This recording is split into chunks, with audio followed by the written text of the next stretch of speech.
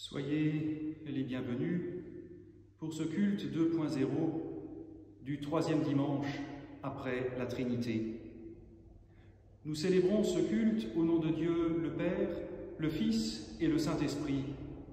Amen. Prions avec les mots du psaume 103. Bénis le Seigneur, ô mon âme, que tout mon être bénisse son saint nom. Bénis le Seigneur, ô mon âme, et n'oublie aucun de ses bienfaits. C'est lui qui pardonne toutes tes offenses et te guérit de tous tes maux. Il réclame ta vie à la tombe et te couronne d'amour et de tendresse. Il comble de bien tes vieux jours et renouvelle comme l'aigle ta jeunesse. Le Seigneur est miséricordieux et bienveillant, lent à la colère et plein d'amour. Il n'agit pas envers nous selon nos fautes, ni selon nos offenses. Comme les cieux dominent la terre, fort est son amour pour qui le craint. Aussi loin qu'est l'Orient de l'Occident, il met loin de nous nos péchés. Comme un père est tendre pour ses enfants, le Seigneur est tendre pour ceux qui le craignent. Gloire au Père et au Fils et au Saint-Esprit, pour les siècles des siècles. Amen. Dieu très bon, tu es attentif à ceux qui cherchent un sens à leur vie, et tu les rejoins jusque dans leurs égarements. Accorde-nous d'entendre ta voix qui nous appelle auprès de toi et nous invite au partage de la joie retrouvée. Par Jésus-Christ, ton Fils, notre Seigneur, qui vit et qui règne avec toi, Père et le Saint-Esprit, un seul Dieu pour les siècles des siècles. Amen. Deux textes sont proposés à notre méditation ce dimanche. Le premier est tiré du livre du prophète Michée, au chapitre 7, les versets 18 à 20. À quel Dieu te comparer, toi qui ôtes le péché, toi qui passes sur les révoltes? Pour l'amour du reste de son patrimoine, loin de s'obstiner dans sa colère, lui, il se plaît à faire grâce. De nouveau, il nous manifestera sa miséricorde. Il piétinera nos péchés. Tu jetteras toutes leurs fautes au fond de la mer.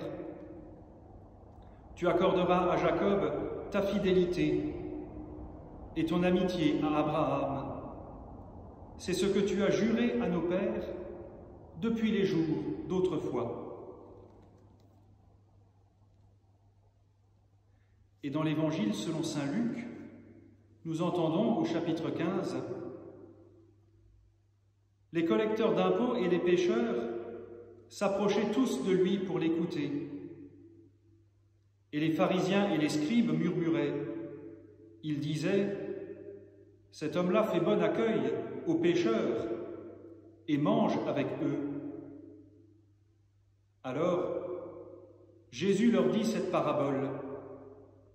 Un homme avait deux fils. Le plus jeune dit à son père, « Père, donne-moi la part de bien qui doit me revenir. » Et leur père partagea son avoir. Peu de jours après, le plus jeune fils, ayant tout réalisé, partit pour un pays lointain, et il y dilapida son bien dans une vie de désordre. Quand il eut tout dépensé, une grande famine survint dans ce pays, et il commença à se trouver dans l'indigence. Il alla se mettre au service d'un des citoyens de ce pays, qui l'envoya dans des champs garder les porcs. Il aurait bien voulu se remplir le ventre des gousses que mangeaient les porcs, mais personne ne lui en donnait. Rentrant alors en lui-même, il se dit « Combien d'ouvriers de mon père ont du pain, tandis que moi, ici, je meurs de faim. Je vais aller vers mon père et je lui dirai « Père, j'ai péché envers le ciel et contre toi. Je ne mérite plus d'être appelé ton fils. Traite-moi comme un de tes ouvriers. » Il alla vers son père.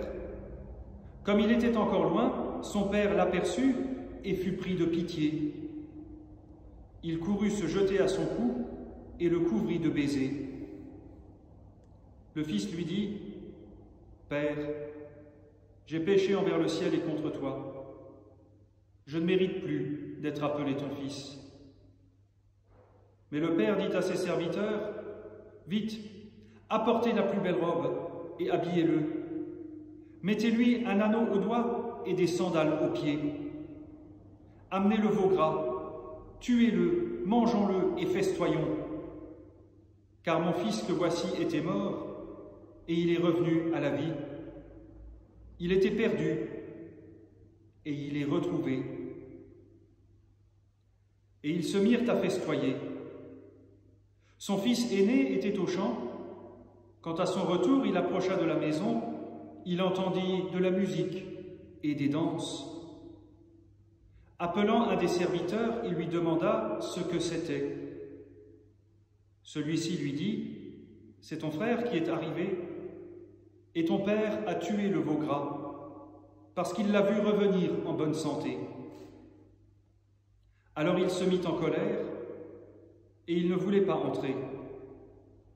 Son père sortit pour l'en prier, mais il répliqua à son père « Voilà tant d'années que je te sers, sans avoir jamais désobéi à tes ordres. Et à moi tu n'as jamais donné un chevreau pour festoyer avec mes amis. Mais quand ton fils que voici est arrivé, lui qui a mangé ton avoir avec des filles, tu as tué le veau gras pour lui. » Alors le père lui dit « Mon enfant, toi tu es toujours avec moi, et tout ce qui est à moi est à toi.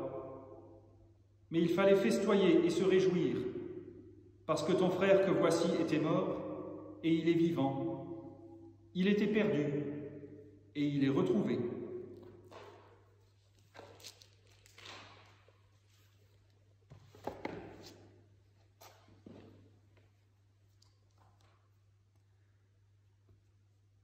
Vous connaissez peut-être ce film, sorti il y a quelques années, et intitulé « Qu'est-ce qu'on a fait au bon Dieu ?» Une question régulièrement posée face aux épreuves de la vie, face aux situations tragiques, angoissantes, face aux impasses de la vie. Qu'est-ce qu'on a fait au bon Dieu ?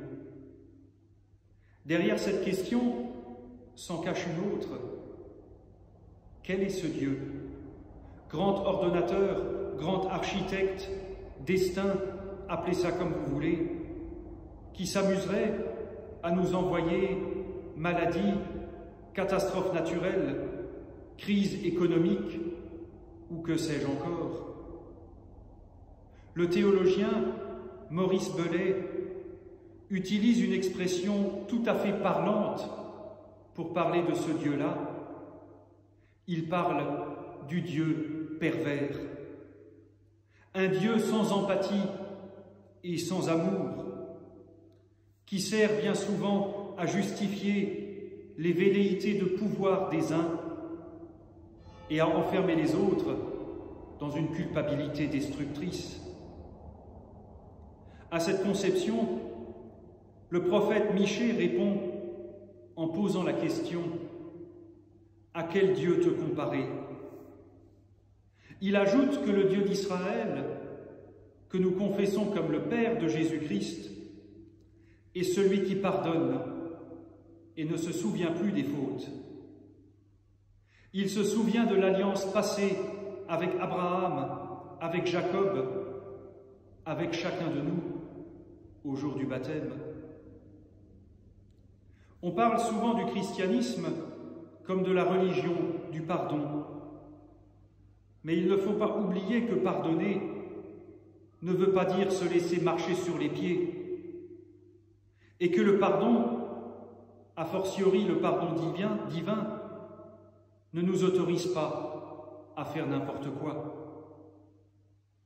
Dans le texte de Michée que nous venons d'entendre, le mot « péché » revient à plusieurs reprises. Il s'agit bien sûr d'une traduction en français qui n'est pas sans poser problème. Dans la pensée biblique, la notion de péché ne désigne pas un acte moral. Péché, dans la pensée biblique, c'est autre chose que de voler des noix, pour faire référence à Luther. D'ailleurs, dans la Bible, en hébreu comme en grec, il n'y a pas de mot pour dire péché. Lorsque les auteurs bibliques en parlent, ils désignent quelque chose de bien plus profond.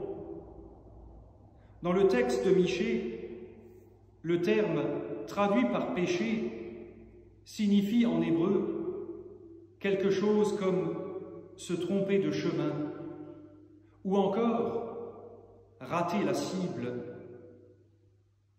Pour faire moi-même du tir à l'arc, je peux vous dire que ça arrive à tout le monde et même aux meilleurs.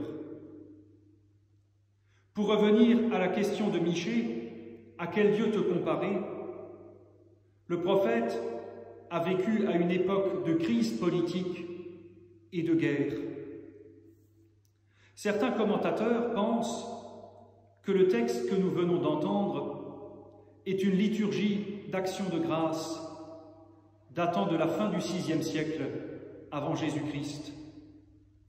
Liturgie louant la bonté de Dieu et constatant son pardon inconditionnel malgré l'épreuve. Michée nous dit ici que le projet de Dieu pour chacun de nous, c'est de nous faire progresser et de nous aider à trouver le bon chemin. Il peut être différent pour chacun de nous. Il n'y a pas de voie unique. Mais Dieu nous appelle à trouver le chemin sur lequel nous serons en paix avec les autres et avec nous-mêmes. En conséquence, le péché consiste à refuser ce chemin pour se replier sur soi, faire comme si on n'avait pas besoin des autres et comme si les actes n'avaient pas de conséquences sur soi, sur les autres ou sur le monde. Or, et j'ai déjà eu l'occasion de le dire, Dieu est la forme ultime de l'altérité. Là où il n'y a plus de place pour Dieu, il n'y a plus de place pour l'humain. C'est le triomphe de l'argent roi, de la destruction de la nature et de l'exploitation de l'homme par l'homme. Aussi le pardon, tel que l'entend la Bible, et tel que l'entend par conséquent Michée, est bien plus profond que passer l'éponge, comme pour faire comme si rien ne s'était passé. Le pardon est un acte libérateur. Ce qui est fait, mais nous ne sommes pas condamnés à en rester prisonniers. Lorsque Michée parle de ce Dieu qui pardonne, il souligne l'absolue liberté de Dieu, qui n'est pas prisonnier du passé et qui est un Dieu résolument tourné vers l'avenir. C'est ce projet d'avenir que Dieu nous propose. Le refuser revient à rater une cible, à se tromper de chemin, pour s'enterrer dans une vie marquée par la dynamique de la plainte et l'impossibilité de se libérer du passé. Par conséquent, le pardon nous appelle à changer complètement de vie, à une vie renouvelée, consciente de ce que nous devons aux autres et appelée à se faire confiance soi-même. Nous vivons dans un monde marqué par 3 grandes tyrannies, qu'aucune idéologie ni aucune technologie ne peut dépasser ou supprimer. La tyrannie de la peur, particulièrement de la peur de la finitude, la tyrannie de la réussite et la peur de l'échec, et enfin la tyrannie du manque de sens. La foi est confrontée à ces 3 tyrannies qui posent bien sûr la question de la présence de Dieu dans ce monde.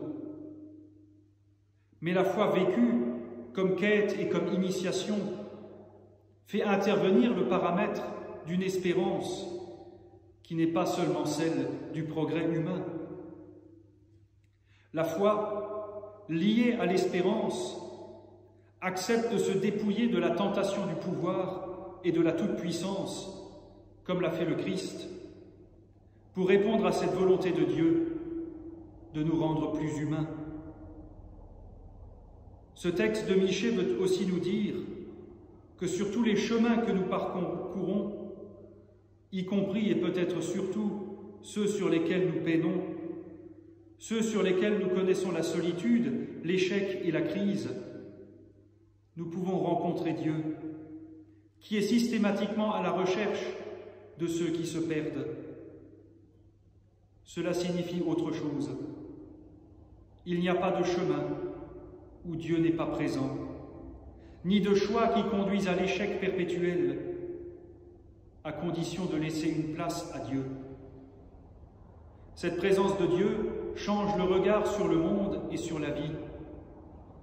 Notre être humain ne dépend pas des étiquettes qu'on nous colle à la tête ou des discours dans lesquels on nous enferme. Notre être humain dépend de la parole d'un autre, parole d'accueil et de paix de Dieu. Et avec lui, nous sommes appelés à vivre en communion les uns avec les autres pour arriver à un chef-d'œuvre de vie. Amen.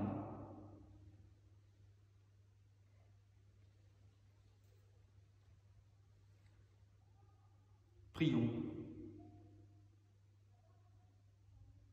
En Jésus-Christ, Dieu appelle des hommes et des femmes à se lever pour porter au peuple de la terre la bonne nouvelle de son amour. Dans la reconnaissance, présentons-lui notre prière. Souviens-toi, Seigneur, de ton Église et de nos communautés, qu'elles annoncent ta parole dans la force de la vérité. Prends pitié des personnes qui ont peur de la vie et qui vivent dans la crainte de l'avenir. Qu'elles s'en remettent entre tes mains et trouvent courage et persévérance. Prends pitié des personnes qui abusent de ton nom. Délivre-les de tout aveuglement et apprends-leur ta volonté. Pour chacun et chacune d'entre nous, que le souffle de ton esprit nous redresse et nous pousse à témoigner de la foi sur les routes humaines. Et dans le silence, nous voulons confier notre propre prière.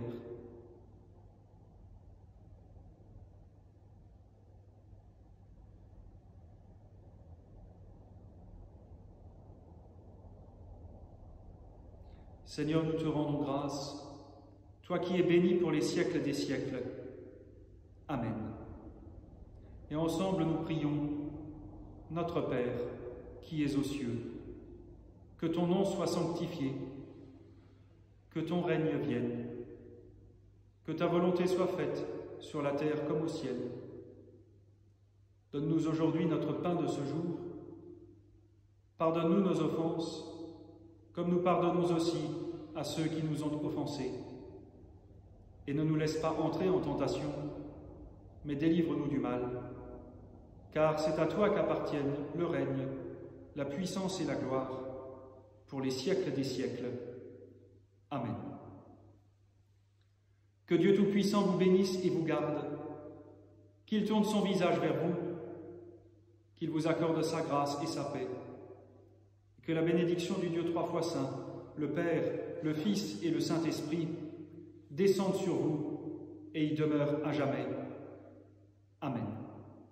À toutes et à tous, bon dimanche, bon courage et à demain.